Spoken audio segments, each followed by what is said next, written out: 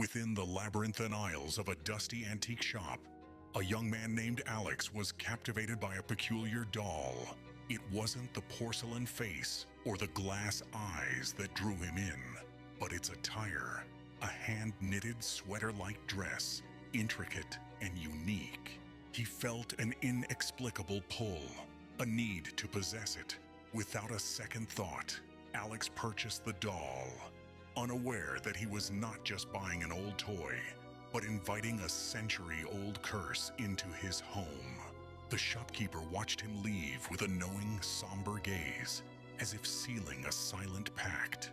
The first few days were normal, with the doll placed neatly on his bookshelf. But then, unsettling oddities began. Alex would leave the doll in the living room, only to find it perched on his bedside table moments later, its head slightly tilted. He'd place it facing the wall, and upon returning, find its glassy eyes staring directly at him. Shaken, he decided to research its origins. His search led him to a chilling discovery. A digitized newspaper article from decades ago about a missing woman named Eliza. The faded photograph showed her wearing a sweater identical to the one on the doll. An uncanny and disturbing match that sent a shiver down his spine. The article stated she had vanished without a trace, leaving behind only a single handmade doll. Convinced the doll was more than it seemed, Alex inspected it with frantic urgency. His fingers found a loose seam on its back, revealing a hidden compartment. Inside, he discovered a collection of tiny, frayed fabric scraps.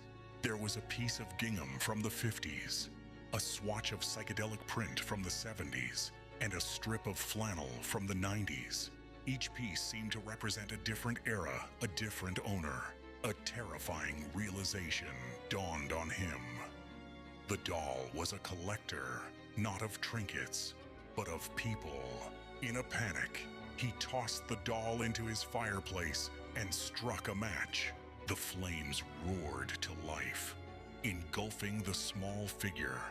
But just as quickly, they sputtered and died, leaving the doll completely unscathed.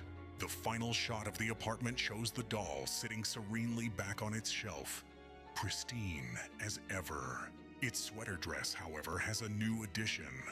A small dark blue patch of denim, identical to the fabric of the jacket Alex was last seen wearing. Of Alex himself, there is no sign. The collector had claimed another piece